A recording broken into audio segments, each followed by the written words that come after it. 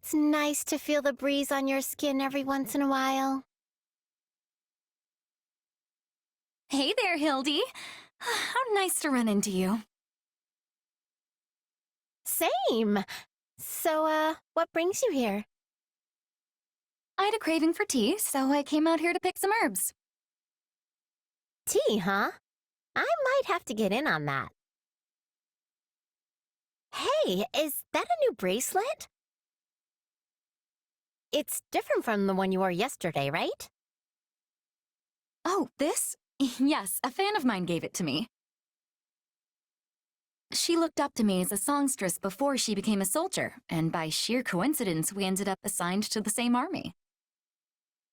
The fact that she still supports me even now makes me happier than I can say. Yeah, getting a gift from a supportive fan must be a pretty great feeling. Looks valuable, too. She must really like you. Yes, it is rather nice, isn't it? Wish I had a big fancy bracelet I could swing around. You wear all sorts of accessories, don't you, Hildy? Also makeup and the like. Why, there's no one better in the whole army when it comes to such things. If that bar was any lower, it'd be rolling on the floor. Most folks here don't give fashion a second thought. Still, I like to make my own accessories based on current trends. You make them yourself? That's amazing! Oh, and speaking of recent trends, I hear plants are the latest and greatest thing. Not flowers, mind, but complicated patterns such as ivy and vines. That's right. I've been sort of obsessed with them lately. But the more elaborate I make them, the more delicate they are. I think a bracelet made like that would break too easily. Ah, you have such dexterous fingers, Hildy. That's sweet, but seriously, I'm not much of a craftswoman. Anyway, not to super abruptly change the subject, but what kind of makeup do you use? Are you all about the latest fashions, or do you tend to go more traditional? Generally, I try to use those that are reputed to be good for the body. They say some cosmetics are actually quite unhealthy, which worries me. I know what you mean, and you tend to not find out until it's way too late. I want to stay cute forever, so I've got to watch out for stuff like that and protect my skin. Ugh, so true. But say, how about we continue this chat over some tea? Are you kidding? I'd sit here and talk to you until the cows come home.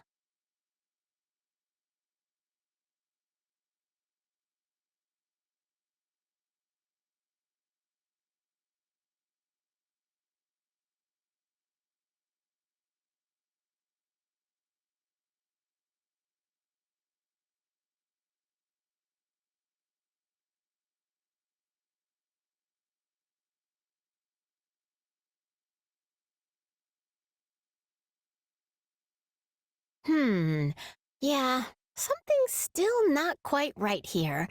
Maybe the chest decoration is a little lonely? There's no way this accessory is good enough to sell in its current state.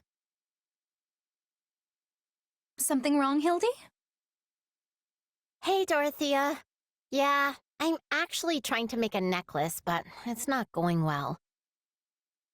I just can't shake the feeling it's, I don't know, missing a little something, I guess. Anyway, I was just mulling over what I should do about it.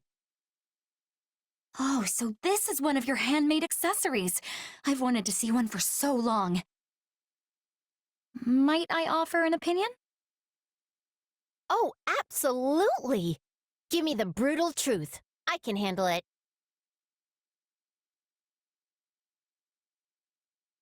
This is fine workmanship. Much more elaborate than the goods you can buy off a common tinker. Ah, the chain is patterned after a vine. Yes, I see.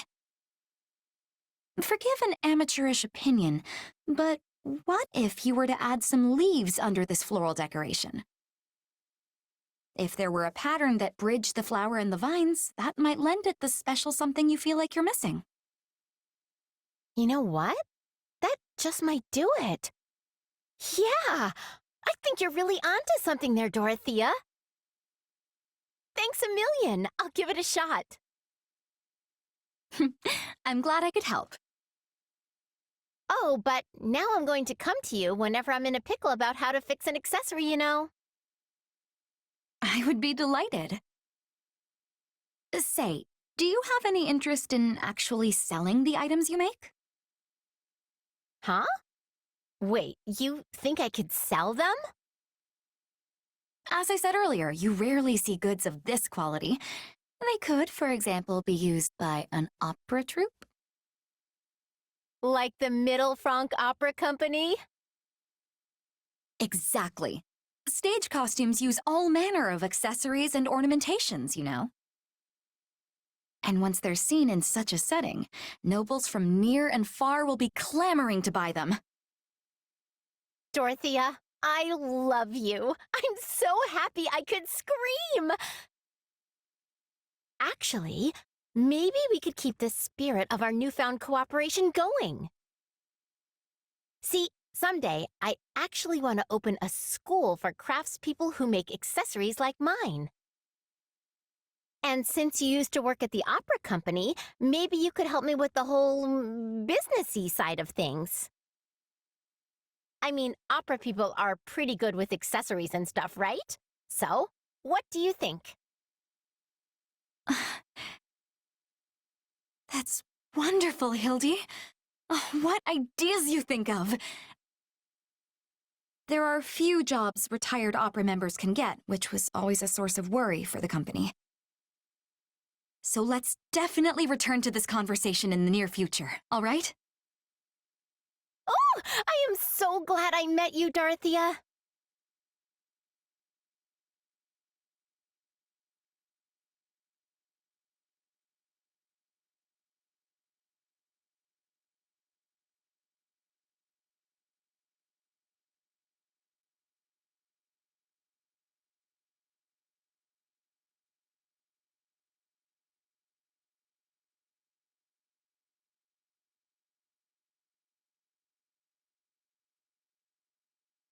I wonder when I'll be able to return to Enbar. Greetings, Dorothea. I hope I'm not intruding. Oh, you're fine. I was just having myself a little think. So, what do you need? I come with a matter involving the opera company of which you were once a member. What's wrong? What happened? Nothing drastic, I assure you. A letter addressed to you arrived, and finding myself with a moment to spare, I decided to deliver it personally. And as I was also hoping to speak with you about the company, the trip serves a dual purpose.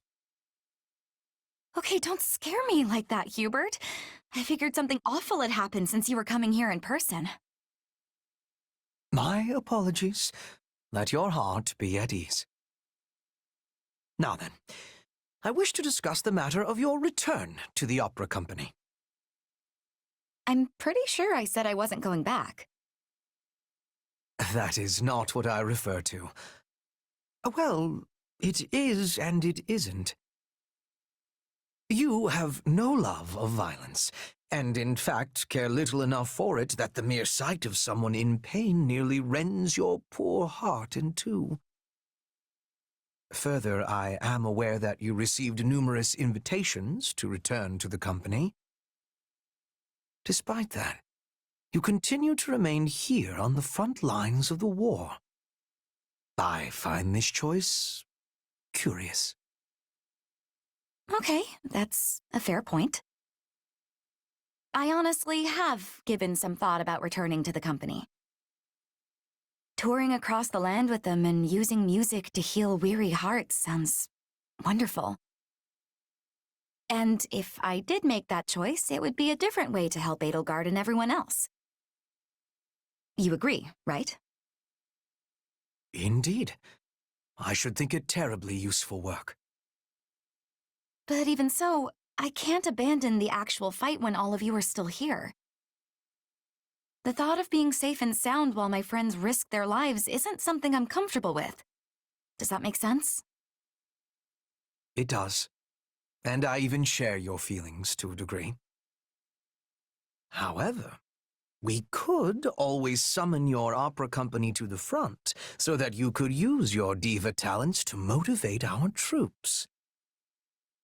Surely you have considered this possibility? You really see through everything, Hubie. It's vexing. But fine, there's another reason. I want to support Adi as a commoner. If I were here in the position of an opera diva, I wouldn't be treated like one anymore. I want to be here fighting as a representative of the peasant class. However selfish it might be, I feel this is the best way to help Adi as she tries to erase the gap between nobles and commoners. Well, this is a surprise. You choose the path of hardship for the sake of your emperor. Truly, I have undersold your resolve. Oh, but there is one more reason. Still more. There are quite a few young nobles here, dependable ones with quality futures ahead of them. And they're a lot more attractive than the doormats who flutter about us divas in the capital. Yes, that does seem important. You are stronger than I gave you credit for, Dorothea, and you have earned my respect this day.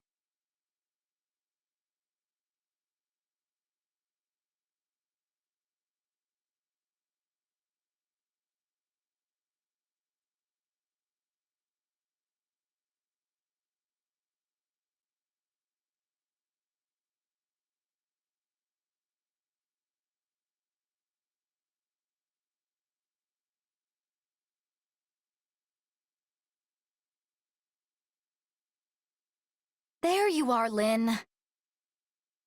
Hmm? Oh, Dorothea. How unusual. I didn't expect to see you in a place like this. It's not unusual when I've been looking for you literally everywhere. You skipped out on the War Council meeting this morning and Adi was livid. Yes, something came up that required pulling an all-nighter 2 nights in a row, so I had some sleep debts to repay. Next time, maybe spare a thought for the person who'll get stuck having to track you down. We discussed important matters in the meeting, you know. There was some kind of accident, and now we're experiencing a delay on supplies. And now we need to ration our food? It's a pain, but these things happen. In the worst case, we are supposed to be considering ways to forage for food ourselves, right? I suppose I can handle it if we need to fish, but I'll have to pass on tromping through the fields and mountains to harvest wild whatevers. Wait, how do you know all this? You weren't even at the meeting, were you? Because I had someone who attended take notes for me. Wait, you had someone... More importantly, you should go to Her Majesty and propose a review of our supply logistics. Considering our current position on the front lines, we should break up the transportation of provisions along multiple routes. It may cost a little more to split things up, but it'll allow us to avoid situations like this. Overall, it should provide many benefits, and the plan will be viable for use in future campaigns, too. Wow. Dorothea? This sort of thing really gets your brain going, huh? Still, I wish you'd just go to the meetings and share all of these opinions. People would be thrilled at your resourcefulness, you know. Oh, I'm quite happy with things the way they are. Attending meetings would only add to my headaches. You can only run from this for so long, Lynn. And sure, I'll propose what you asked me to, but I'm going to do so in your name. Wait, are you serious? Oh, very much so. I couldn't possibly take the credit for something you thought up, right? I suppose that's fair. Ugh. I can feel the headaches forming already.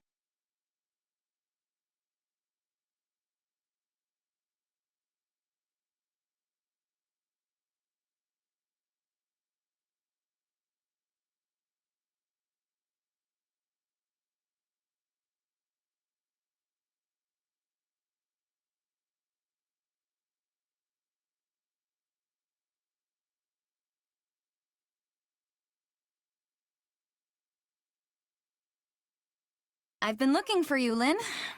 Here you go. Ah, the notes from the War Council this morning. Thank you. Say, why do you always ask me to do this now? Well, you know the situation, so it just makes it easier. Especially now that I've had more projects dropped on my lap. They're projects that you yourself proposed. Besides, your handwriting is beautifully legible. Your way with words makes the material quite easy to digest. Really, it's delightful. If you think I'm going to keep being your scribe just because you compliment me, think again. Hello, Dorothea. How good to see you recovered. Yes, I'm better now, thanks. The fever's all gone. Though, I'm way behind on everything because of it, so if you'll excuse me, I need to get caught up.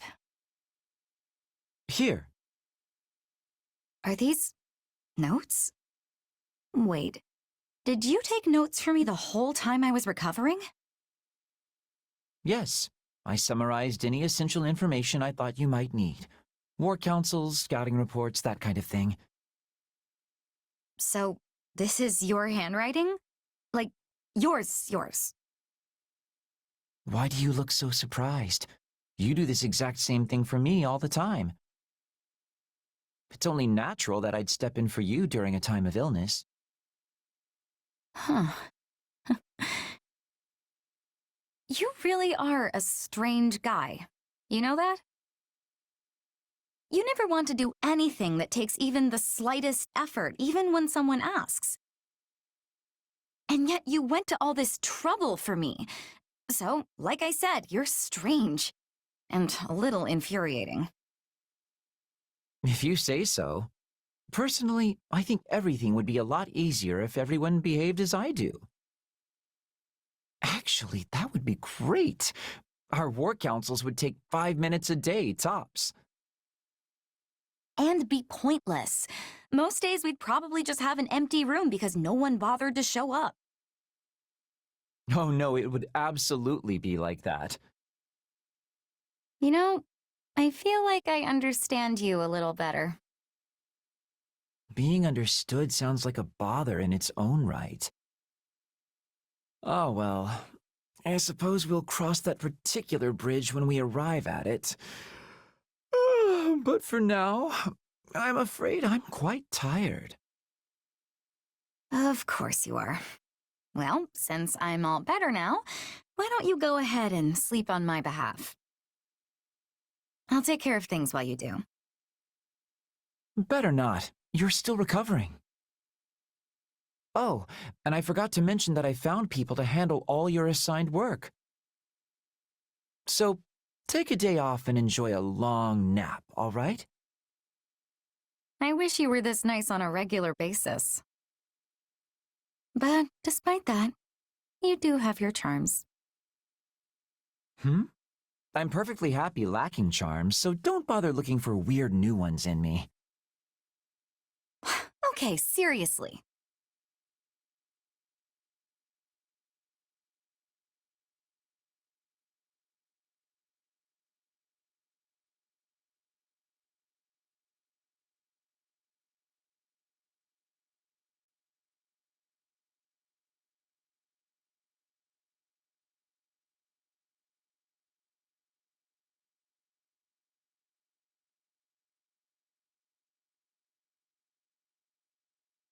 La la la la la la la la la.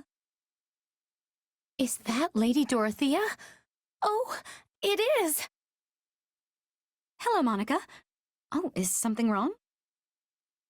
Well, I was wondering, are you the same Lady Dorothea who is known as the mystical songstress? Well, yes, I suppose I am. Did you not know that? Not at first, though it made perfect sense once I finally realized it.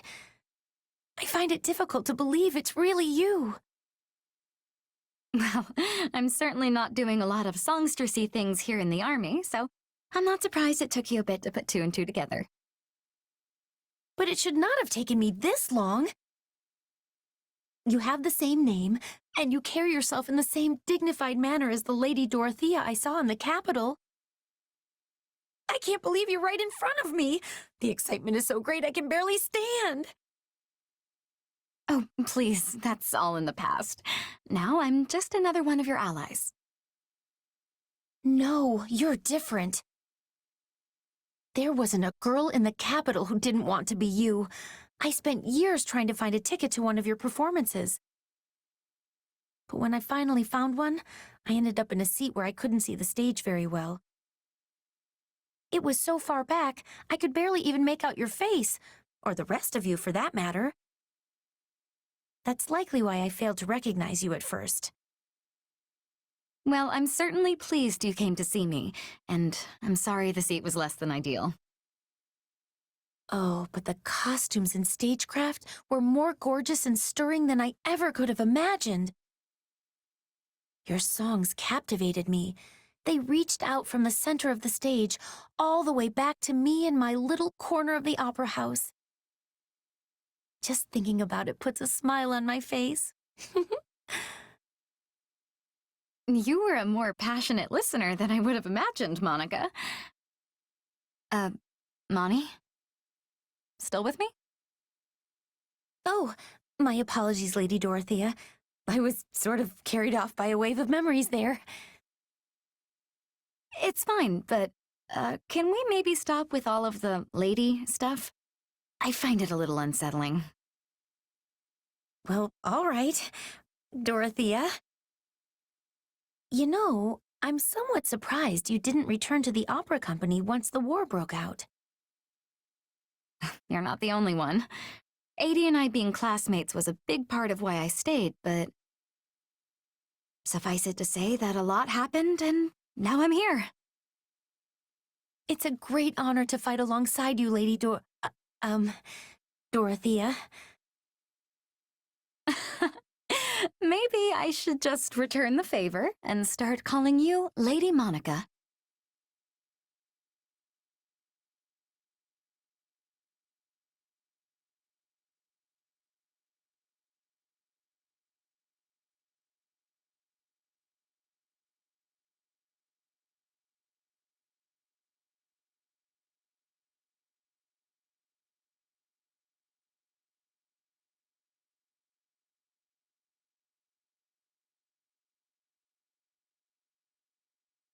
Dorothea, are you all right?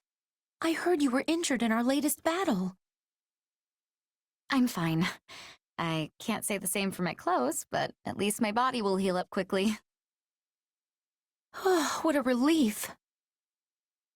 It would be terrible if you were wounded, but even a single scar marring your perfect skin would be a tragedy. No need to make such a fuss over it. I have plenty of scars already, Moni. I'm aware, but a large one would present a different type of problem altogether. Wait, how do you know that I have scars? Actually, no, I'd rather not find out. By the way, Dorothea, there's something I was hoping to ask you. I heard you were hurt because you hesitated to kill an opponent and left yourself open to an attack. Is that true? It is. My enemy was a young child, and she was all skin and bones. I thought perhaps she was an orphan, and pity stayed my hand. So it is true. I'm sorry. I suppose my failure to act must have been something of a burden on everyone else. I don't consider you a burden. But still, why do you keep fighting if you have such a kind heart? How can you even stand it? Don't you want to run away? Don't you want to leave the army and return to your opera company? Oh, of course. The little voice inside my head is always telling me to pack up and go. But I have too much self-respect to do that. Or perhaps I'm simply too tied to my position. If I hadn't been given the opportunity to become a songstress, if I'd remained an orphan, I might well be in the same position as the child I face today. I might have been pressed into battle without being taught how to fight properly. I doubt I would have lasted long out on the battlefield. And when I think about that, I can't run away. I can't be the only one to flee to safety when everyone else is in danger. I had no idea. Plus, Adie matters a lot to me. I want to stay by her side and support her. You know all about what that's like, right? Even though you have the option of working in the capital, you've chosen to stay here and fight. Well, you have me there. No matter what hardships might come, I can't imagine ever abandoning her. That makes two of us. Dorothea? My apologies. There's something I need to confess. I went to Her Majesty and asked her to reassign you to the rear guard. But after speaking to you, I now realize that was a great mistake. Even if it's difficult, and even if you get hurt, you still have a desire and a right to be on the front with Lady Edelgard. You don't have to apologize, Moni. I understand. So, let's keep giving everything we've got to this fight. Yes! With the two of us at her side, Her Majesty will be flanked by beautiful flowers. Wait, Her Majesty is also a beautiful flower, so, Upon the stage of battle we shall bloom, an army of countless flowers bursting into full glory.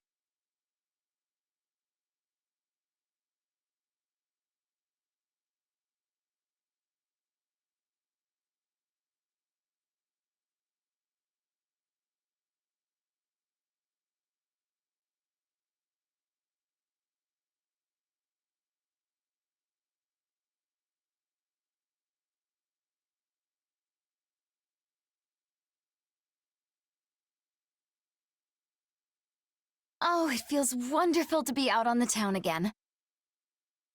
Wouldn't you agree, Petra? I would. It has been one battle after another battle. It is feeling good to rest. I know, right? I'm glad we stopped here. Just look at the market. So many stalls, so much life.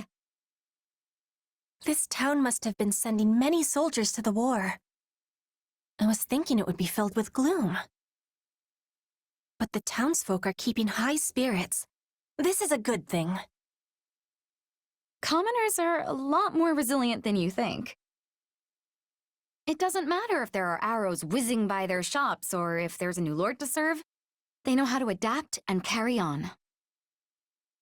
Of course, it's different if they've lost family. Ah, yes. In Brigid, everyone is family. We fight as sisters and brothers, and are mourning each loss. One big family, huh? Can't say that for Fodlan. It's a beautiful idea, but it must be awful in wartime. I can't imagine feeling like I've lost a sibling every time a person dies. Yes, times of war bring much sadness. But I am also thinking that war is less common. We are not squabbling over land or property, because it is already belonging to all. That sounds wonderful, Petra. We are only squabbling over who is sitting on the throne. Oh, and lovers. Oh, so that's where things get messy. Juicy. Oi, ladies. Ain't safe for a couple of prim skirts to be out here alone. Why don't you come with us? Keep walking, boys. Not interested. Shut up and move, girlie. Ha! Whoa! What the? Watch out, Dorothea! This one has skill! Rah! Well, that was incredibly uncivil of them. Are you all right? You aren't hurt, are you? I am well. And you? Not a scratch. I'm so relieved those brutes didn't mess up that silky face of yours. But I am not wearing silk upon my face, Dorothea. No, I'm talking about your skin. It's lustrous and smooth, you know? This is a strange comparison. Silk is easily damaged. My skin has strength. Here, feel. That's all right. I can tell just by looking. Then you are knowing that my skin is like steel, not like silk. I am thinking we should be taking more care from now on. You are precious to me. I do not want to be losing you to thugs. One of them was a capable fighter. Please take my apologies for placing you in such danger. If anyone is trying such a thing again, I will be keeping you safe. Hey, you're special to me too, you know. And no one's gonna lay a finger on your head while I'm around.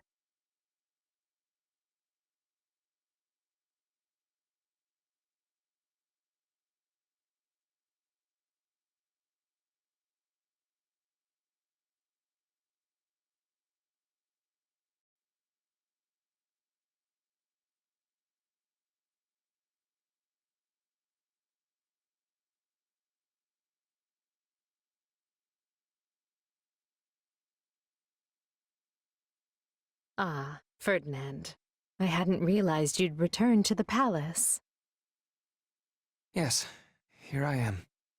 Not that I have official business like you. Then why come such a long way? Ah, I see. You're here to visit your father. I am ashamed to say this was my first time seeing him in his cell. My father insisted I stay away for my own safety. Though I must confess, the dungeon was not the horrid place I had imagined it to be. I was envisioning, you know, fiery hot pokers, spikes, and that manner of thing. Oh. Then it may interest you to know that we do actually have such a dungeon. I've only seen it once myself. It's further down from where we're keeping the former Duke. It's a dismal place. One where rats scurry to and fro. Rats? I do not imagine Father would cope well with that at all. While he did look haggard, it sounds as though his treatment could be far, far worse. We're doing our best to keep him in good health. The rest will depend on his frame of mind. Well, you will hear no complaints from me.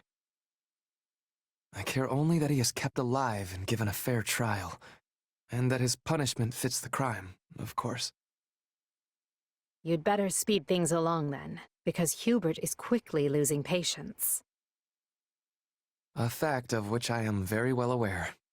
The problem is that I remain unable to connect my father to many of the acts he is accused of.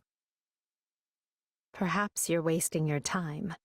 A noble as powerful as your father could easily have documents forged and witnesses bought off. Any records that remain will be considered far too dubious to prove guilt or innocence.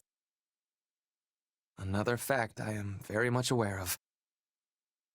In truth, I already found proof some time ago. Proof of his corruption, that is. I discovered it while looking through his tax records. When I realized what he had done, I was ready to serve him up to the authorities myself. Your own father? I'm surprised to hear you say that. I mean it. I thought I could carefully build a solid case against him while studying at the academy. However, you had him clapped in irons before I could have my case organized. Now there is a bit of comedy. I idolized my father ever since I was a child. Yet I had to push those feelings aside in order to muster the anger to punish him. Now I find myself trapped between both of those emotions with no resolution in sight. I see. And tell me, is that the end of your story? I thought you were going to become Prime Minister, keep me in line, surpass me even. Oh, well, I did not mean... You can still share words with your father and see him punished for his crimes, you know. So, if you desire resolution, start resolving matters. It's never too late.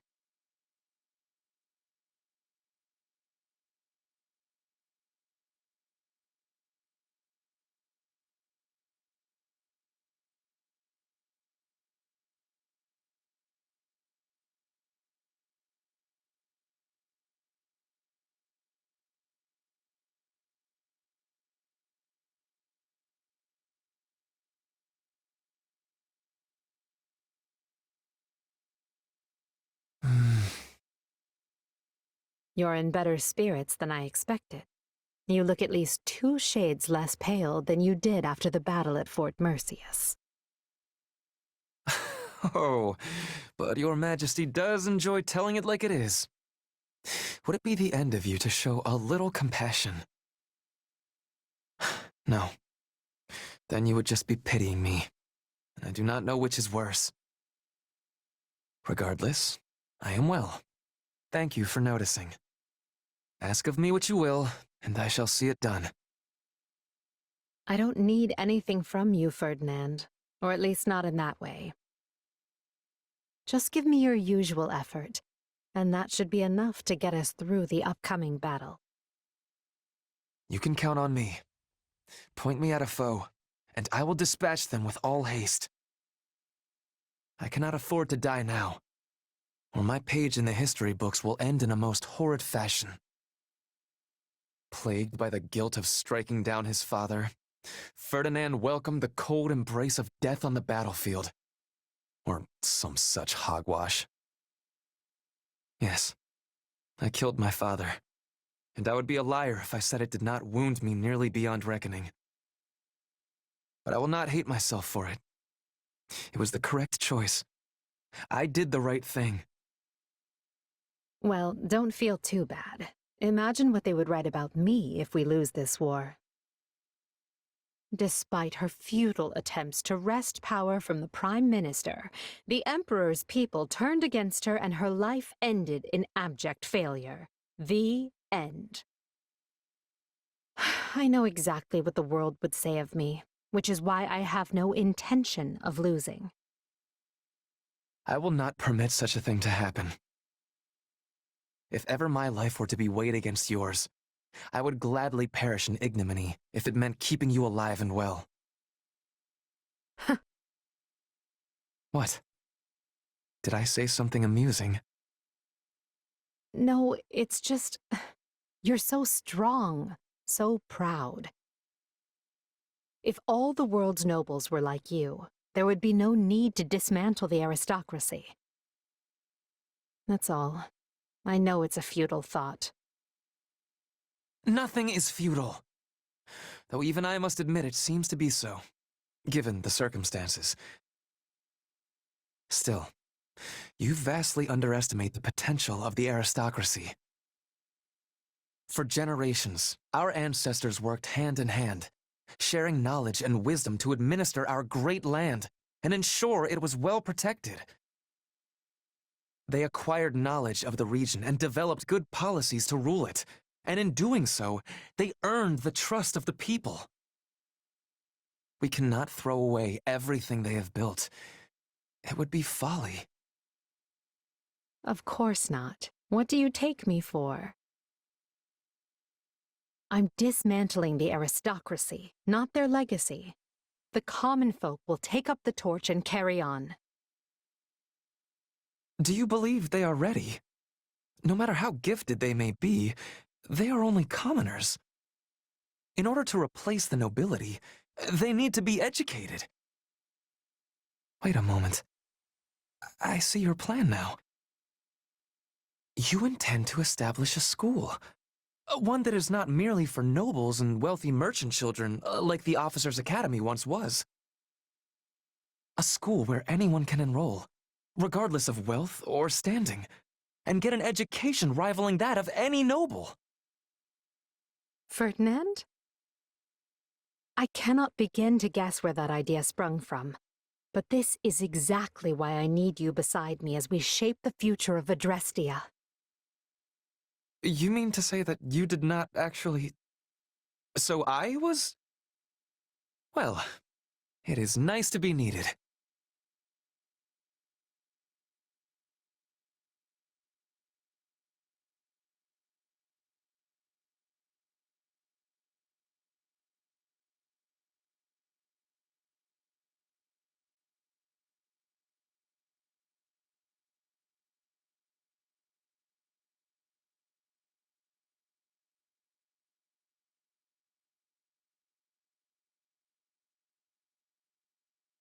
And what of the Archbishop's movements? She has established herself in Camulus, a town south of Ferdiad, and shows no indication of leaving. The Knights of Ceres occasionally go to the front, but the Archbishop appears content to remain behind. A shame, really. Well, we expected as much. It's unlikely that we'll have the opportunity to eliminate her without mounting a full-scale invasion of Blaidd territory. We should have surrounded Garrick Mach and torn the place apart when we had the chance, no matter the cost to us. We may have squandered our greatest chance by not doing so. Hubert, that idea came from Lord Arundel. That is to say, Tallis. And it's an impractical idea, at that. One based on unreliable experimental assets that had never been tested in battle. Besides, after breaking ties with him and his allies, we lacked the military capability to carry out an operation on such a scale. True on both counts, Your Majesty. We took such bold steps to excise those who slither in the dark from the Empire, knowing full well the price we'd pay. Though it meant allowing the Archbishop to escape our grasp, I would venture to say that we ultimately came out in a better position because of it. Unquestionably so. I'm certain Tallis and his ilk are dreaming up some villainy as we speak. But we're not beholden to them anymore. We are no longer complicit in their schemes. I could not care less what I am or am not complicit in, Lady Edelgard. But I agree, you must not be. For your own sake and the sake of the Empire, it is vital that you remain unsullied and unencumbered. When I proposed such drastic changes to our plan 2 years ago, I did so against your best counsel. And yet you made it work every step of the way. None of us would be where we are today if not for you, Hubert. I cannot thank you enough. This is quite unlike you, Your Majesty. Are you feeling unwell? I assure you I feel ever appreciated. There is no need for you to speak such words aloud. Or perhaps this is meant to soften the blow of yet another drastic change of course? Nothing like that, I assure you. I simply want you to know how much you are valued. This path I walk, I cannot walk it without you. I'm only able to press onward because I have you to open the way. There will always be a place for you by my side.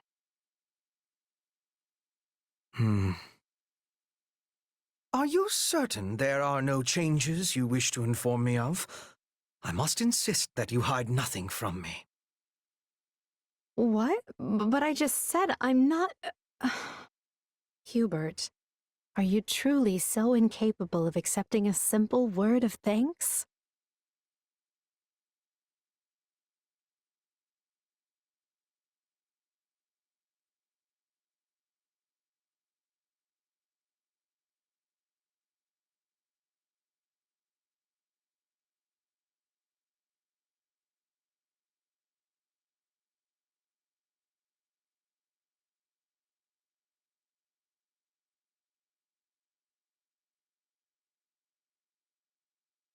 Hubert, what do you make of the Ashen Demon? Aside from having proven to be both impossibly powerful and a constant thorn in our side. Correction. Was a constant thorn in our side. I must admit the little terror has put in some fine work for the Empire recently. We're fortunate to have gained so powerful an ally. Why do you bring this up, Your Majesty? Is there something on your mind? I'm not entirely sure myself. My apologies, Hubert. Pay me no mind. Like as not, I am overthinking the situation. Surely you realize that telling me to pay this no mind only gives me greater cause for concern? I didn't mean to worry you. I'm simply having trouble putting this feeling into words. I just felt... I don't know, as if something was drawing me to the Ashen Demon. I wonder, could it be the influence of my crest? Your crest? Now I am truly becoming concerned. Forget it. Whatever it means, we don't need to find out right away. We've a war to win first. As you wish, Your Majesty. So long as you realize I will be taking the liberty to investigate this most thoroughly. I thought you might say as much. Do as you must. Honestly, Hubert, you never change, do you? When I emerged from beneath the palace all those years ago, you acted as though nothing had happened. Do not worry, you said. I took the liberty to investigate while you were indisposed. For the record, my blood was boiling. However, as there were others present, I kept still my tongue. I could not risk showing my anger, lest they find a way to turn it against you. My role to play is the cold, crafty, unreadable servant. I am happy with the casting. So let us leave it at that. I'm certain you are. But just once I'd like to see our roles reversed. Your Majesty, you cannot possibly be serious. Not in the slightest. I'm well aware I am not cut out for the kind of work you do. Nonsense. There is nothing beyond your capability. That said, I prefer you best when you are the one in charge. Command me as you see fit. No matter how daunting or impossible the task may be, I will come through every time without fail. Thank you, Hubert. It's good to know that I can always rely on you.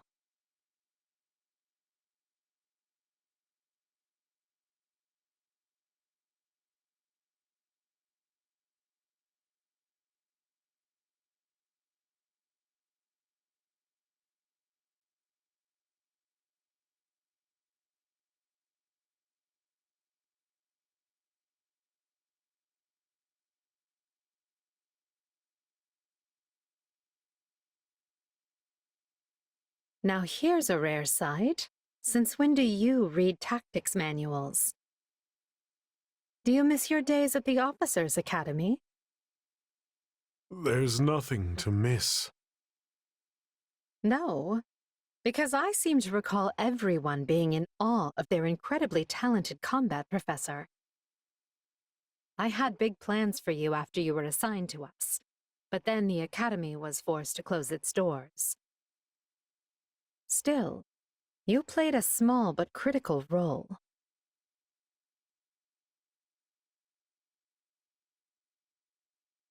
Still not one for conversation, I see. Even so, I feel I understand you and your thoughts more now than when we first met.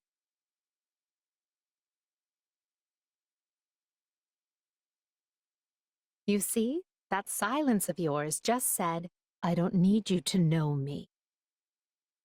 Such a typical Emile thing to say. Don't call me that. Why? Because Emil von Bartels is dead? Because he was already hunted down and killed for slaughtering everyone in his house? He should have been. Is that so? Well, I disagree. This is why you live on as Jeritza von Hrym, and why you remain in good standing with a house that will one day be yours. This is why the world has the Death Knight. For my goals to be achieved, both men are indispensable. You're greedy to desire that monster's power. His thirst is endless. Every soul he takes makes him less human. If so, I'd say the Death Knight is the greedy one. I must watch my step, lest he and his scythe come for me in the night. You are my master, for now. You let the Death Knight hunt. I am grateful. Your life is safe. There's nothing to be grateful for. This is, and has always been, a contract that sees to both our needs. It just so happens I like having you, and the Death Knight, in my corner.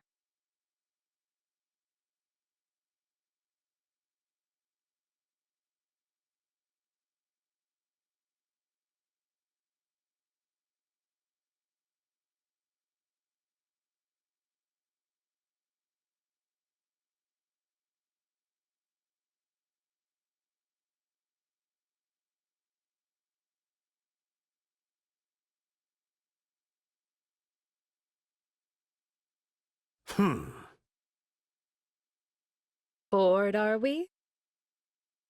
Training is useless. Swords are for killing.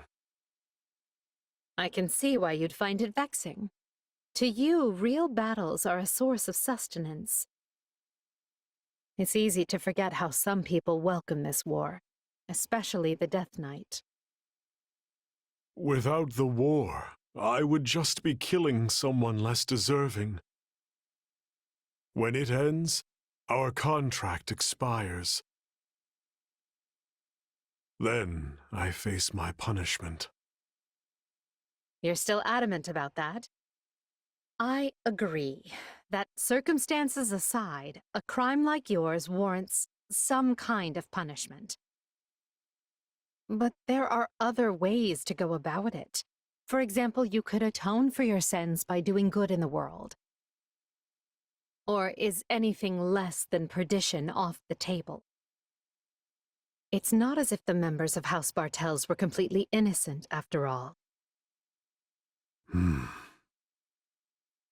That is what you want, not me. It is my future. I choose how I live and die. Well, I'm sorry to hear you'll be leaving us, but I do respect your resolve. I'm pleased you're choosing to live and face the consequences, instead of taking the Craven's way out. Let them lock me up. And, if I'm ever forgiven, this is my path. If I die in a cell, so be it. Well, whatever you seek for yourself, I hope you find it. I truly do. We all deserve to be the architects of our own lives. I believe that so fiercely that I started a war to remake the world under that ideal. You did so much for me. I'm sorry it came to this. Don't apologize. If anything, I'm grateful. Thank you, Emil. I mean, Jeritza.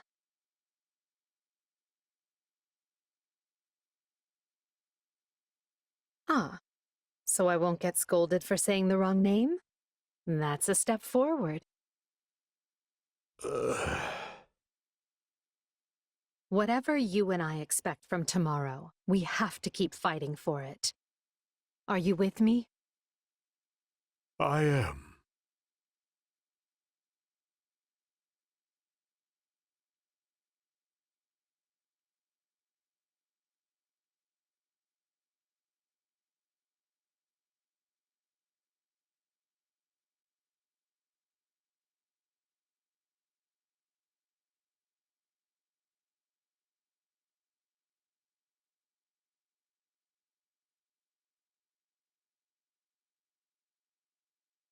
It seems I'm alone. Are you here, little one?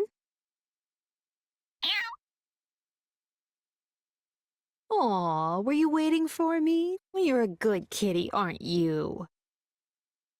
Guess who brought you some fish? Hey, easy there. No need to wolf it down. Oh, you want more? Well, just stay put while I... Edelgard? How fascinating. I never imagined I'd run into you in a place like this. Linhardt, this is a surprise. What are you even doing here? I was having a nap over there. Such is the price for pulling so many all-nighters, though I pay it gladly. Over there, as in, right over there? Immediately so? Does that mean you saw... Well, well. A cat. Does it live here? How should I know? I've certainly never seen it before this very moment. Really? Because it seems quite used to you. Yes, it... Oh, come out with it already. If you have something to say, just speak and stop this interminable dance. No. In fact, I like cats as well. Especially ones that live near people. You, a cat person. I never thought I'd hear you say that. Why not? I find them charming. You have to admire the way they draw people in with their cuteness only to be waited on hand and foot. Linhardt, people don't take care of cats just because they're cute. Cats rid us of rodents and other vermin. They are fine pets who bring much solace to their owners. As I see it, people and cats have a good relationship because we do things for each other. Well, I wonder how the cats see it. Because it appears to me that they're just doing things their way and don't really care about anyone else. Now there's a charmed existence. Live as selfishly as you like and have people lavish you with praise and affection for it. Not to mention they'll never run out of food. Which just shows how much people value them.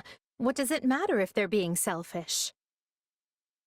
To be honest, I'm surprised you have an opinion about cats at all. Have you owned one previously? Because I could use your advice if so. Please, do I look like the sort of person to take on that kind of responsibility? You do not, hence my surprise. Ah, wait, now I get it. I was wondering why you were being so cross with me. You're thinking about keeping this cat. But the implication that cats and I both want to lead the same easy life spoils the idea for you. What? I mean... Yes, that's it. You've caught me. Linhardt, listen. If you aspire to be a pet, that is your decision and yours alone. However, if you expect people to bend over backward for you, the least you can do is work for it. The problem with you is that you always... Please, Your Majesty, let's not do this now. Look, the kitty cat wants you to snuggle-wuggle.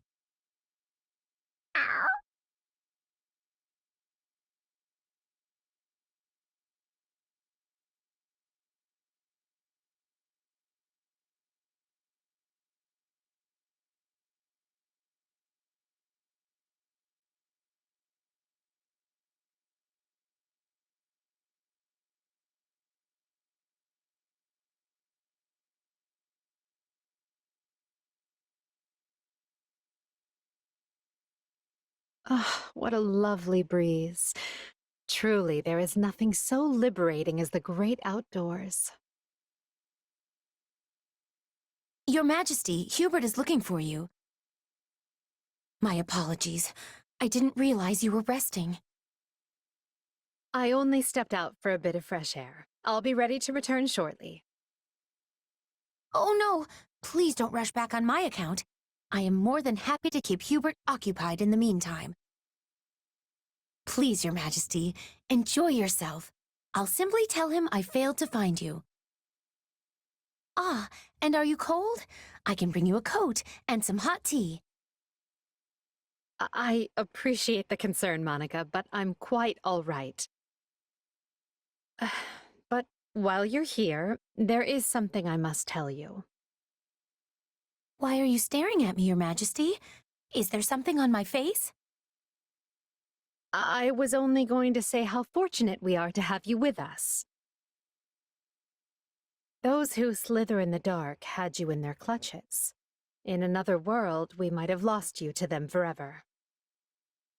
Yes, it seemed they were only keeping me alive so they could use me for some kind of dark ritual. And I can only assume that would not have ended with me alive and well. You saved my life. I wish I could express what an honor it was to be personally rescued by the woman I've dedicated my entire life to. That's kind of you to say, but I only did it because I needed the military leverage. That doesn't matter. I'm serious when I say that the day you rescued me was the day I stopped simply idolizing you and decided you were the one for me. The one for you? Yes, you risked your life to protect a lowly noble like me. You need to understand the situation, Monica. I was fully prepared to sacrifice you if doing so would bring me even one step closer to achieving my goals. I had no intention of rescuing you until right before the opportunity presented itself. Oh, but, why not? I was under the impression that those who slither in the dark needed you quite badly. And as I required their strength to wage my war, I was prepared to look the other way. When we laid out our plans, your death was something we took as a given. All the same, you still chose to save me in the end. I don't care how you got to that decision, only that you did. You could have offered me up as a bargaining chip, but you chose not to. Instead, you closed that door just so I could be standing here today. Monica, I only get one life, and I can't tell you how lucky I am to share it with you. It is my destiny to walk beside you, and that makes me happier than you could ever know. Well, thank you. That means a lot.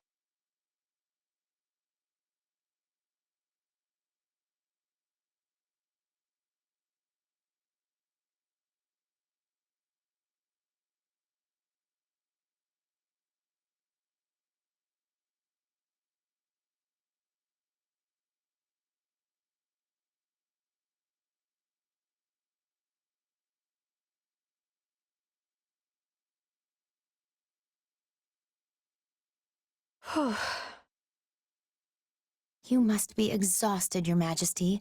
I was beginning to believe that council would never end. Should I make tea? Thank you, Monica. Why don't you join me? Oh, I would love to. I can hardly remember the last time I saw you rest. You need to stop overworking yourself. We can't afford for you to get sick.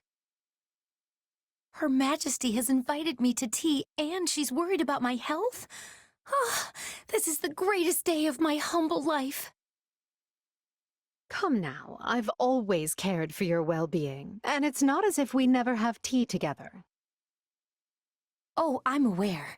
This is the 208th time you've worried about me, and our 113th time sharing tea. I've been keeping a record on paper, and in my head. Now I'm even more concerned. Aw, thanks. I suppose it just shows how hard you work for me.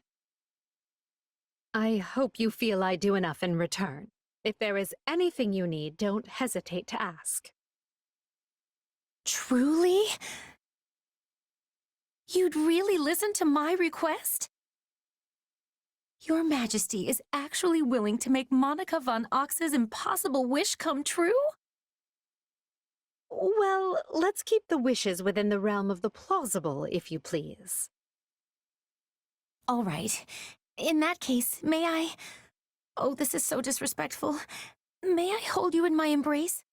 Just for a minute? I don't see why not. What kindness! I promise to be even more loyal to you from now on, Your Majesty. As if such a thing were possible, you've given me more loyalty than I could ever rightfully expect. Oh, that reminds me. There is something I've been meaning to tell you. It seems as if you have been upset with yourself because you were planning to leave me for dead. But I just want you to know that had such events come to pass, I still would have died happy.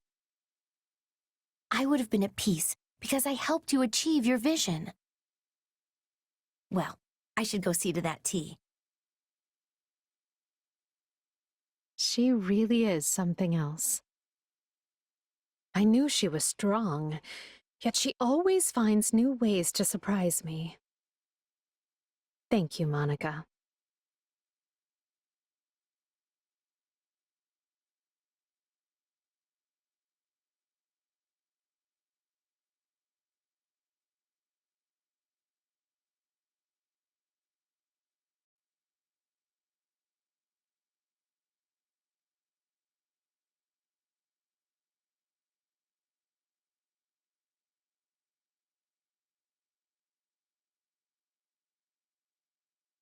Lady Edelgard?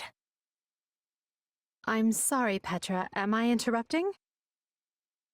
It is okay. I will soon be finishing. I am offering prayers to the spirits, so they will be guiding us to victory in battle. Is this how you pray in Brigid? In Fodlan, we usually save such things for a chapel. Yes. In Brigid, we are offering our prayers to the forests, the mountains, the skies, anywhere the spirits are dwelling. In Fodlan, the people are offering their prayers to the goddess. In this, we are differing. But we are the same, in hoping to live long and fight for what has meaning. Yes, of course. Perhaps I shouldn't ask this, but is it not unwise for you to be risking your life here in Fodlan? You are the Queen of Brigid. Your people need you to return safely to them. Yes, your words have truthfulness. If I am dying here on foreign soil, I am betraying my people. You gave me your promise to be releasing Brigid from its vassal relationship to the Empire. And if I die, your promise will be dying with me. Yes, I suppose it would. If you died, I would have to renegotiate our terms with your successor. That wouldn't be an issue if she were as capable and reasonable as you. But would she be? And for the record, Petra, I don't want you to die. You are a dear friend. Your words give me great happiness. But I am still content to be risking my life here in Fodlan. As we get closer to cornering our enemies, there's no telling what kind of foul tricks they'll employ. Are you certain you don't wish to walk away from this? It could easily go awry, after all. I am knowing the danger, but I have done my deciding. I will not be turning my tail and running, while you are standing and fighting. I'm grateful. But unlike you, I cannot back down from this fight. This war is one of my own making. And I am choosing to share it. If we lose, then we will lose. But I will not be having regrets. I will be fighting with you until the end of bitterness. That is the prayer I was offering. Well, I'll do my best to avoid a bitter end.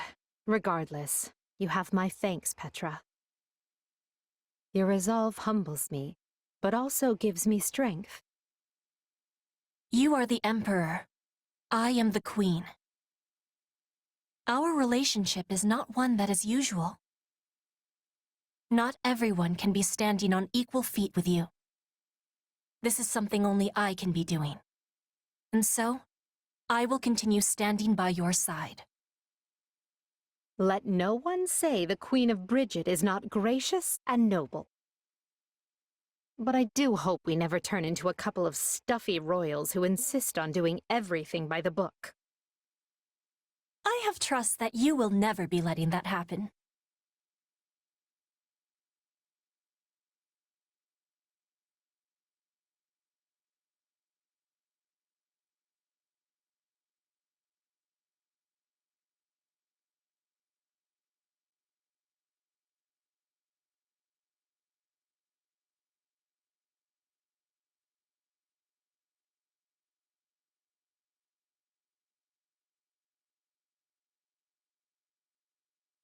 My apologies, Felix.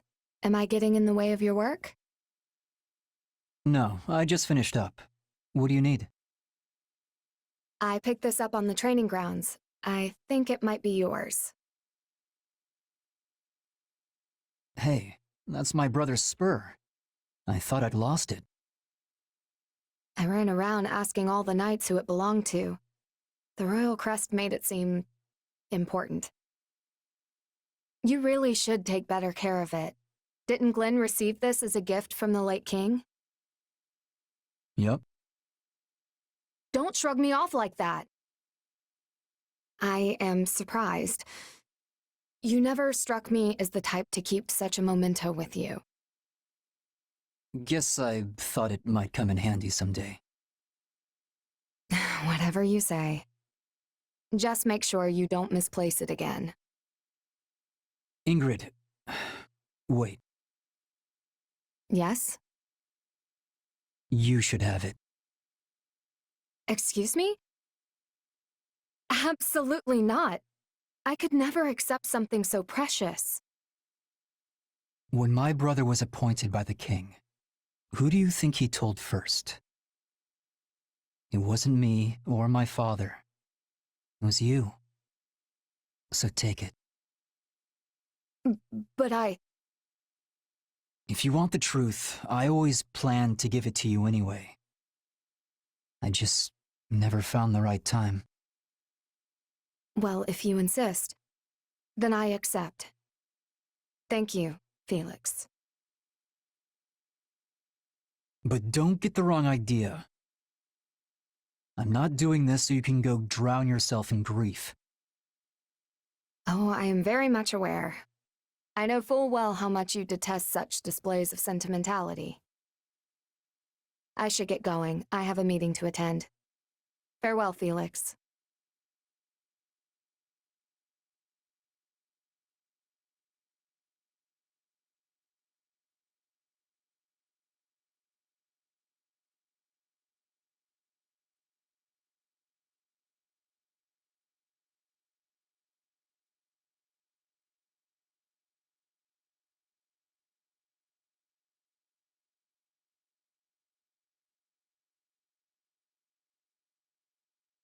Finished giving your report?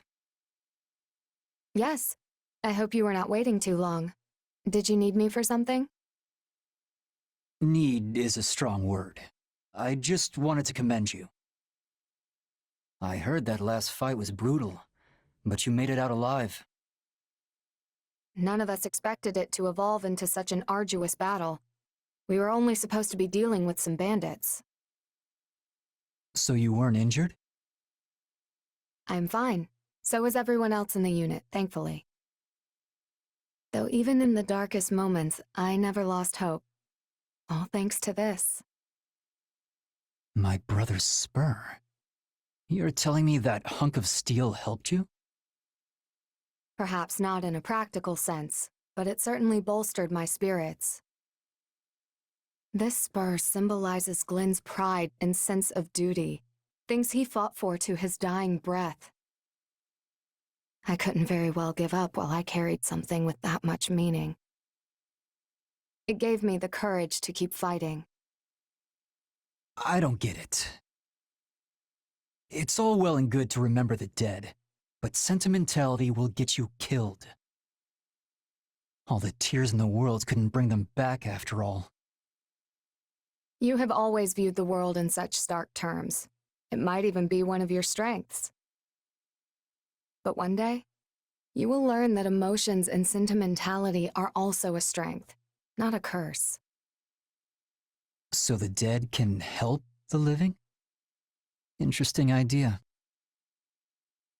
Can we continue this later? I think I have earned a good night's sleep. Ingrid, wait. Will you do something for me? I'm listening. Go visit my brother. This war shows no signs of stopping, which means you have plenty of battles ahead of you. And if you're so certain the dead can help the living, it couldn't hurt to offer him some flowers. You want me to go to Glenn's? I mean, of course. But you should join me, and perhaps His Majesty as well. And even Lord Rodrigue, Sylvain, Sir Gustav, everyone. Are you planning to host an entire banquet at his gravestone? That was not my original intention, but now that you mention it, a festive meal might be nice. We could all use a little relaxation, and Glenn always preferred a joyous atmosphere to a somber one. Fine, just don't die before then, okay? Anyway, I'm keeping you. Go get something to eat and get some rest. I will do just that. Thank you, Felix.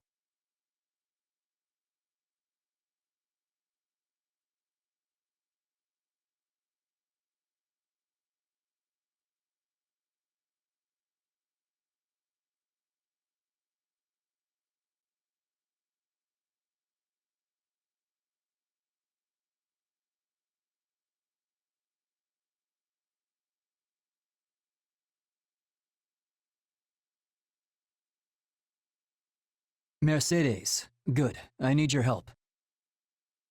Felix? Why do you have a cat?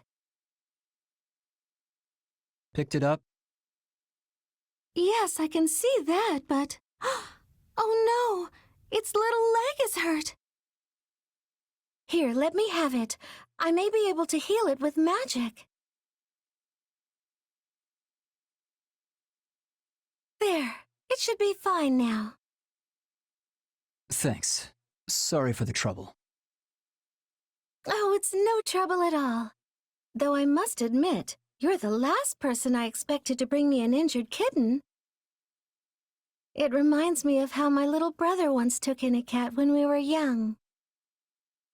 Would that little brother of yours be Professor Jeritza? Yes. This was a long time ago, when we both still lived with House Bartels. My brother took in an injured cat, and after it healed, it began living in the mansion. We did our best to feed it secretly so it wouldn't be discovered. Secretly? What's the big deal with one little furball? We couldn't let anyone find out no matter what. The people in that house were horrid. Had they learned of the cat, they would have put it in a sack and tossed it in the river. Eventually, my mother and I left House Bartels and never looked back, though we left my brother behind. Still, I've always wondered what happened to that poor little cat. Animals are smart enough. If the thing felt threatened, it would have taken off. I suppose you're right. Anyway, now that you've fixed the cat, I should bring it back to where I found it. Are you sure? It's clearly taken a shine to you. Yeah, but I can't keep it. The thing's practically a kitten. What if it has parents that, I don't know, miss it? Yes, I suppose returning it would be best. All right, go. Shoo! Come on, get out of here already. Stop rubbing my legs. What is it? You want food? Well, I don't have any. Ah, that cat really likes him. Animals clearly understand when a kind soul comes to their aid. Mercedes, do something. This cat won't stop following me. I'm sorry, but there isn't anything I can do. You'll have to wait until it feels like going home. Goodness, really? Having a cat like you is a good thing. My little brother has always loved cats, but recently they won't come near him, and it just breaks his heart. I do not understand that man, but regardless, that's not the issue. Well, so long as you're stuck waiting, we may as well get comfortable and have a nice chat.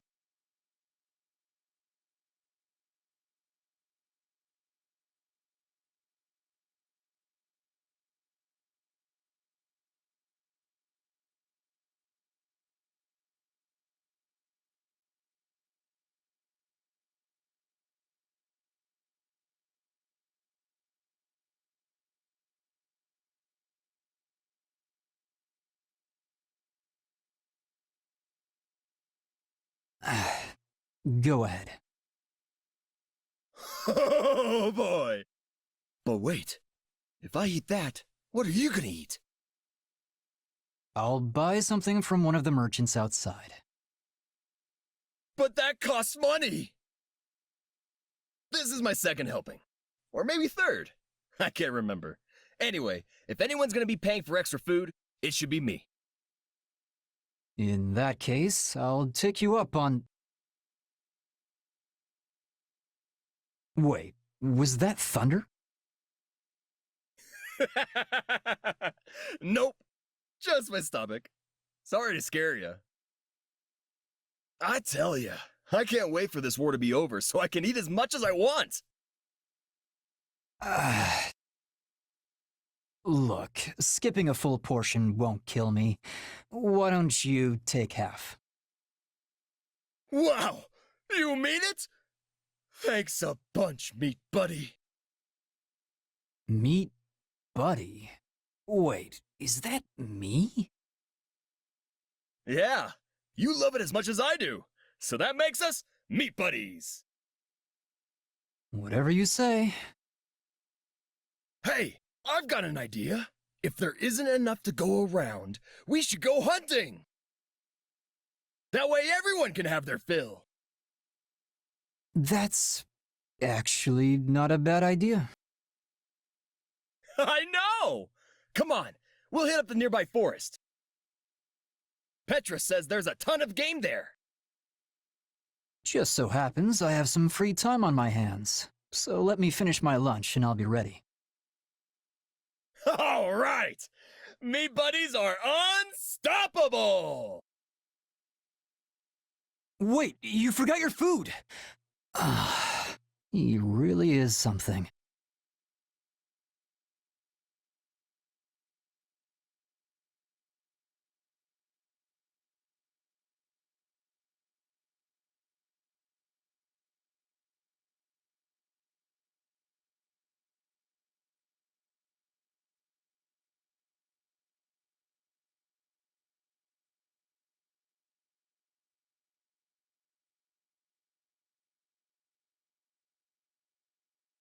Hey, Felix! Want to go work out?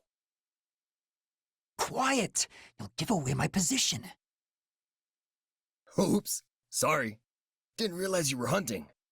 I'll just back off and, Whoa. Look at that! I've never seen a boar that big. If we take it down, we'll eat like kings! Kings, I tell you! Hang on. You don't just rush into a fight against a beast like that. You need the proper equipment. Ah, don't worry. Petra taught me a special technique. Now lead the way, meat buddy! All right, fine. Anyway, as I was saying, if we aren't adequately prepared, we'll be the ones who end up as someone's dinner. Boars are naturally cautious beasts, but this one also appears to be wounded. If it spots us, it'll charge and send us to an early grave. Wait, have you fought one of these before? Years ago, but yes. It managed to get away, though. Wow! It must have been one heck of a beast if even you had trouble taking it down. House Blathid and House Fraldarius used to go on hunting trips together. On one trip, a certain prince bagged so many animals it proved impossible to fit them all on the sled. Meanwhile, I went off hunting on my own, encountered the boar, and barely escaped with my life. Wait, why would Dimitri want to kill you? Or do you mean like an actual boar? While this may not be the same boar, I will get no small amount of satisfaction if we manage to bring it down. Hold on, who are we talking about here? Whatever. Let's do this thing! I'll share the spoils with you, but the kill is mine. Now stand back. Wait, but if you take it on by yourself, won't you just lose again? What did you say? Haven't you heard that 2 fists are better than 1? Or, I guess it'd be 4 fists are better than 2. I'm not confident even that will be enough, but fine. I suppose adding more fists to the mix never hurt anyone. Curses, it spotted us. Nothing for it now. Come on, Raphael. Come at me, boar. I'll punch you so hard the chef won't even need to tenderize you. Don't attack it head on, fool! Circle around to the rear!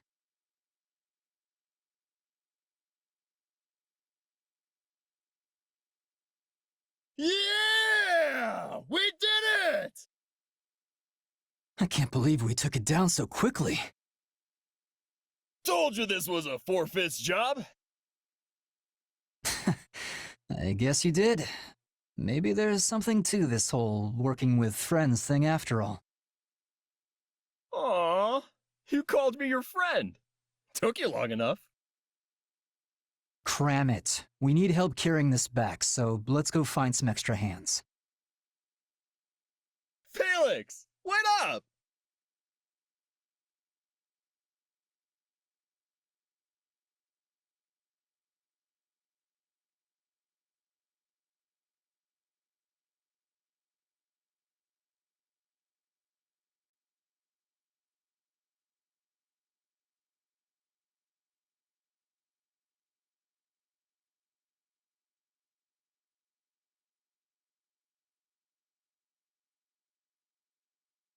Hey. What kind of greeting is that? I gave you my title, not free license for insolence. Spare me the lecture. I have a question about the lords of Southern Fraldarius territory. So you're having trouble with them as well, are you? Let me guess. They're withholding provisions. Or perhaps they refuse to send troops they promised. How did you know? Because I've been through the same thing with them any number of times. Southern soldiers are unskilled, but they make up for it with sheer numbers. I need their cooperation, yet they refuse to negotiate, and I have no idea how to convince them. Yes.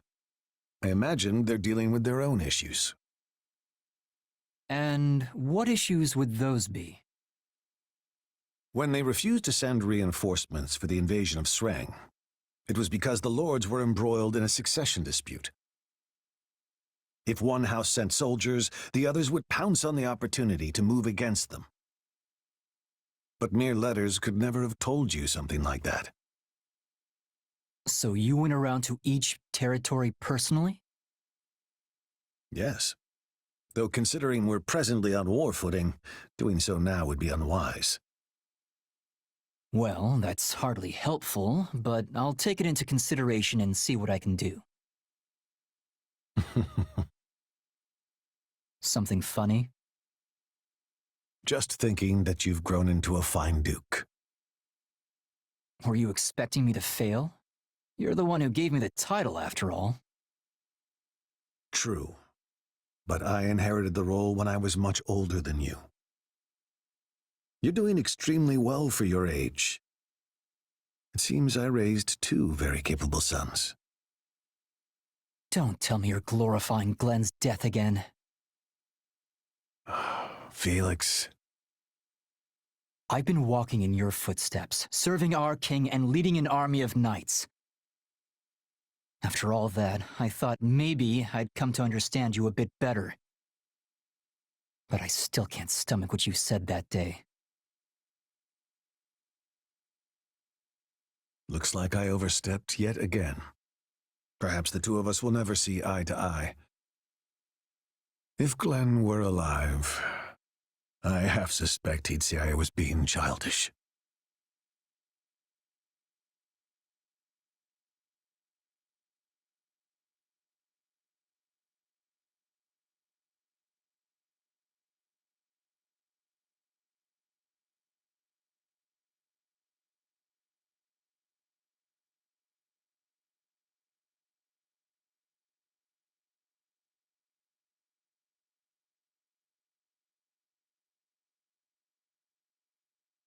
Sit down, Felix. Can we make this quick? I'm busy. For once, would you please just... No, not today. The truth is, I think it's time we sat down and talked. Neither of us know which day could be our last, so we should both ensure there's no lingering regret when the time comes. Well, this is off to a grim start. So, what is it you want to talk about? I wanted to apologize for what I said about Glenn. It was ill put, and I'm sorry.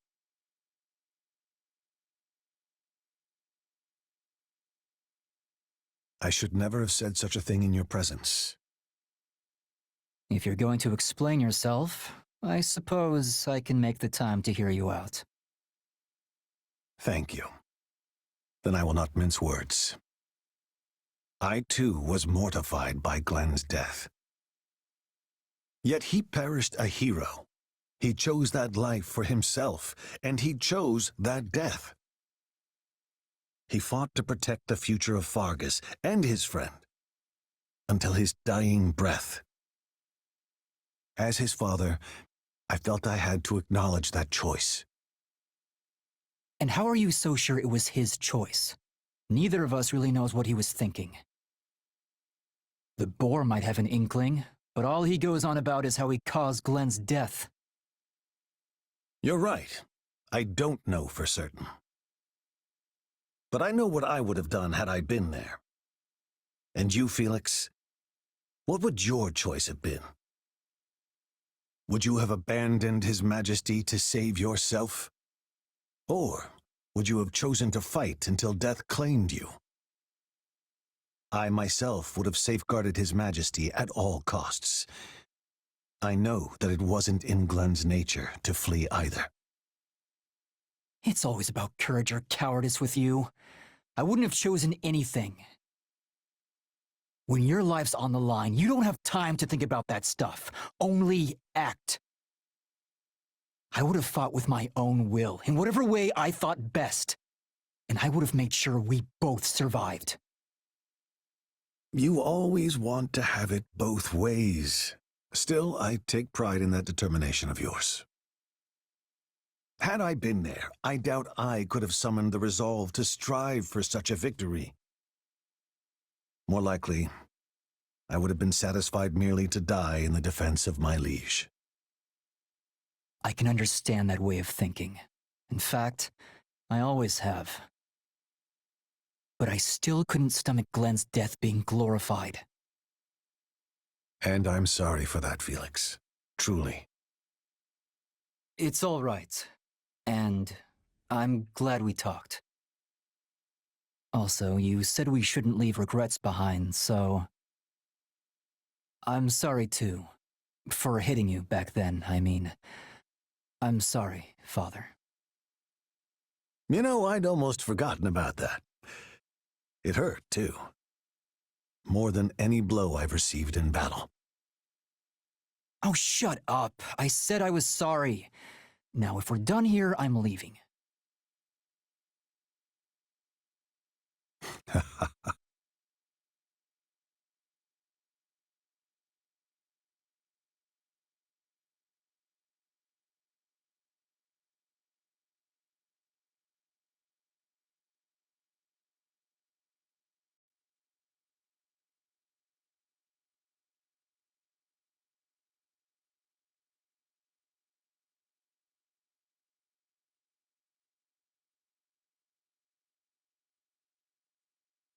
What were you thinking? Sticking your nose into some soldier's fight?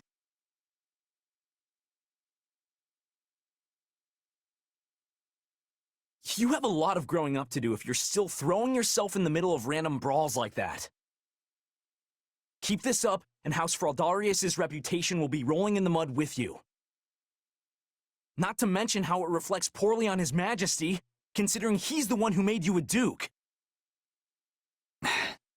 I know all that. Do you? Because you don't look like a man who's achieved some fantastic new enlightenment. This is rich coming from you. I liked it better when you used to take the heat. Are you kidding? You were always the one being scolded when we were kids. Only because you were a half-wit who kept dragging me into your ludicrous schemes. Was that how it was? Whatever you say. But tell me, what's got you swinging your fists around this time? Nothing specific. I just couldn't back down after getting involved. You really need to start being more careful. Look, you've even got a bruise going. Who knows what would happen to Fargus if we lost you? I won't say you'd be fine without me, but you do know I could fall in battle any day now, right? Bite your tongue, Felix. Just think for 2 seconds. What would happen to Fargus, and to His Majesty, if you died? He's got too much on his plate already, yet he insists on doing everything himself. War with the Empire, battles outside Fodlan, governing the kingdom, reforming the entire social structure of pretty much everything. If he didn't have you at his side, he'd fall flat on his face. You speak as though you have no stake in this whatsoever. We're in the same situation. One of these days, you'll inherit the title of Margrave Gautier. Are you ready for that? I know. Trust me, I am very well aware. Which is why I always act with the utmost integrity. You're the complete opposite of integrity. Though I suppose you have been attempting to shake some of your old habits recently. You know, it wouldn't kill you to pat me on the back every once in a while. You're like a baby that just learned to walk. A pat on the back would only knock you over. You can try to make up for your past actions all you want, but that kind of thing isn't easily swept aside. The sooner you realize that, the better. That tongue of yours is sharp as ever, I see. Never change, Felix. I guess I was a touch reckless this time, as much as I hate to admit it. So I'll give you that much.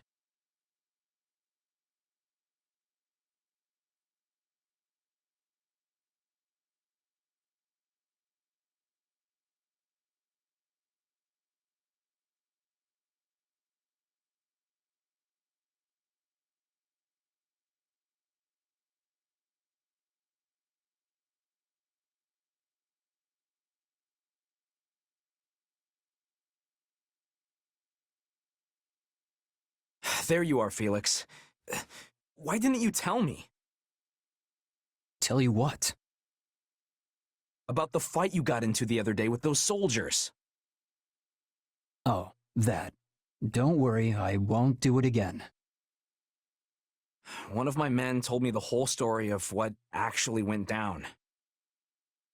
Apparently, one of your soldiers was mocking the heir of House Gautier, who just so happens to be me. Then he started getting into it with everyone else, which is when you decided to jump in. Worst decision of my life. But like I said, I'm done with all that. I only stepped in because I thought it was my responsibility to make my men see sense. But my fists tend to move faster than my brain, as I'm sure you know. I'm very well aware. Still, I'm curious why you didn't tell me everything right away. Because he said some really nasty stuff about you. I didn't want your delicate ears dropping off in horror.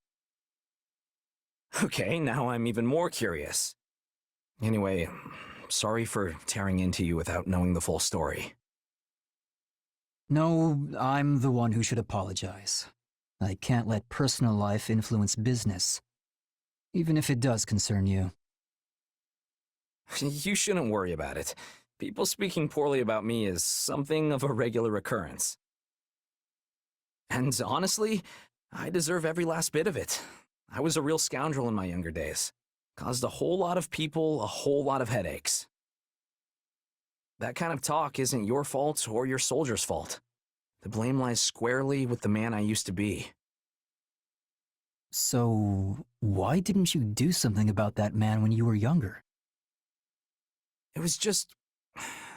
I had to be that way, you know? I had to play the part of the flippant, carefree rogue because... Anyway, look, I know I'm a real piece of work, but that's just me being me. Fine. Perhaps you do deserve to be made fun of. But I still won't stand it coming from a bunch of curs who don't know a single thing about you. You may not have the title of Margrave yet, but you still make yourself pretty useful. I've seen how you've helped the boar, and I guess you helped me too. Wow, Felix, that's... Wow. Oh boy, I think someone's cutting onions in here. Be quiet. Can't you listen to someone for 2 seconds without opening your fat mouth and completely ruining the moment? You always have been too smart and too loud for your own good, even if no one can match you in military tactics or domestic affairs. It's like you said, we've got problems piling up both inside and out of the kingdom. But with you around, we might just be able to see our way clear of it. That's a lot of problems to pile on one person, especially when he isn't half as great as you're implying. I mean, I might be, say, 7% more cunning than you, but that's pretty much it. If we really want to be useful to Fargus and Dimitri, we need to work together, so we can balance out each other's weaknesses. I suppose that's true. In which case, I guess I'm counting on you. I may even need you. Maybe. Besides, I'd be stuck with nothing but miserably dour folks without you around. I'm not sure I could handle it. You don't have to tell me twice, old friend. I'll always be there for you. I promise.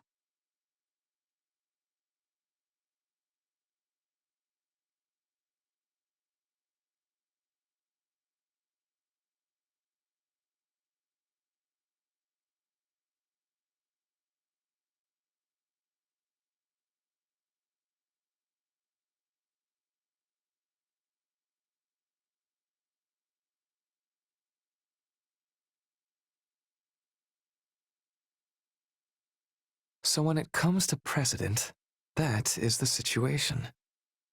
Yes, I see. Burning the midnight oil, are we? Such zeal. Ah, Hubert! What are you doing here at this hour? Up to your usual intrigues behind Edelgard's back? I would thank you not to make such blind and rude assumptions when you lack any basis for them. Well, yes. I suppose I was making assumptions. You have my apologies. Not at all.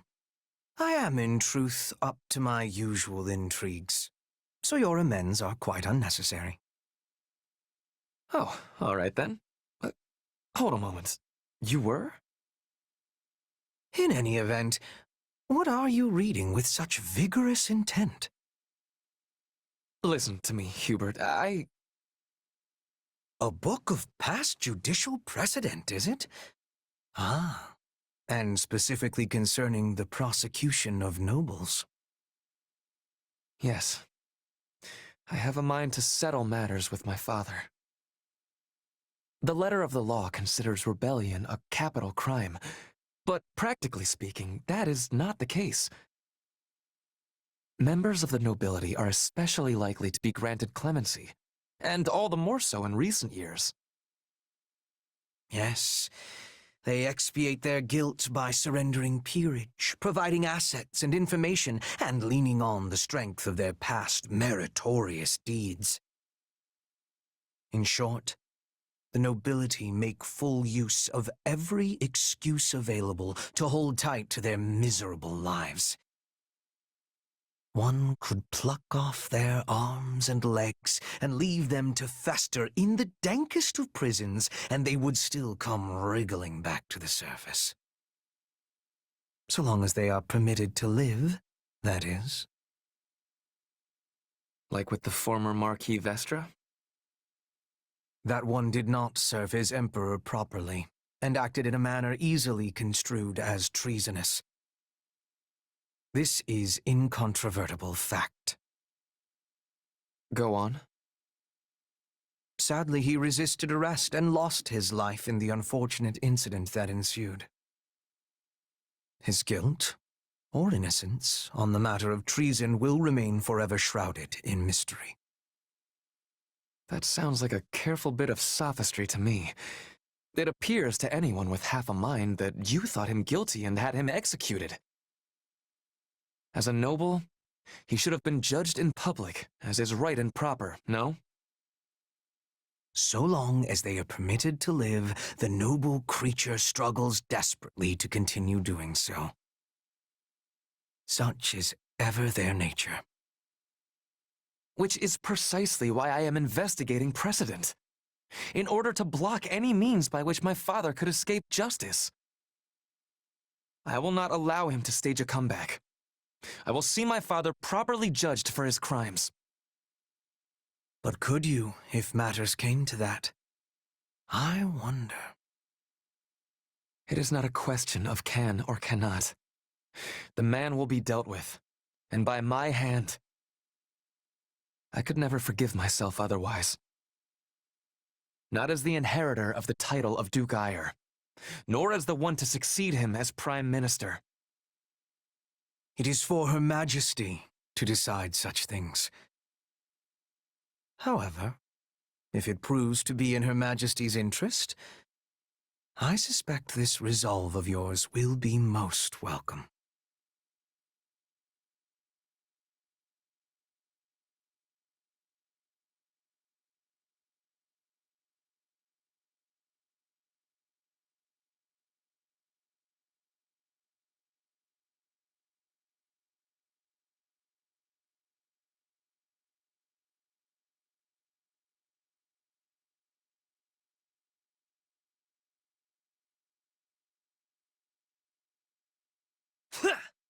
Yeah! I suppose that will be enough for today. Splendid spearwork. You are every bit the ideal of a nobleman. One who wields both lance and pen with equal aplomb. Hubert, as ever, you manage to materialize when one least expects it. If you insist on showing up in the middle of training, do not complain if you find yourself mistakenly skewered. Yes, accidents do so often happen during such exercises. Why, you could stab the life out of me here and now and still readily explain it away as a mere accident. Enough, Hubert. Even if you are joking. Although, I suppose it was I who first spoke flippantly. You have my apologies. I am ever at a loss to reply when you insist on apologizing so earnestly. In any event, your training has a certain ghastly quality about it of late. I found myself curious what it was that so impelled you, and came to check on the situation. I should think it obvious. The climax of this war is upon us. Thus, I have to focus myself all the more and work vigorously toward ultimate victory. I do this for my comrades, for the Empire, and for a better future. And perhaps for your departed father? Why would you think that? The father I looked up to, the one who served as a pillar of the Empire, died long ago. The man we fought at Fort Mercedes was nothing but a traitor who lost sight of how to live. At this point... Listen to me, Ferdinand. If you wish to deny my claim, just tell me I am mistaken. As they say, those who protest overmuch admit the truth unwittingly. That was not my intention. Yet I cannot deny there is a part of my heart which thinks exactly that. You have changed. Well, no. Your true nature has not changed a bit. You are stubborn as ever, but there now also exists a rather flexible side to your personality. And you never change, and have not since the days when I was an ignorant young man. Since that time, you have proceeded unerringly along this road at Edelgard's right hand. But now all walk that same path, and it is the two of you who stand at the vanguard. If you have something to say, dispense with the flattery and speak plainly. Fine. I mean to join you both at the forefront, so our Emperor will have loyalty at both her right and left. We shall be Hubert and Ferdinand, the twin jewels of the Empire. The twin jewels of the Empire?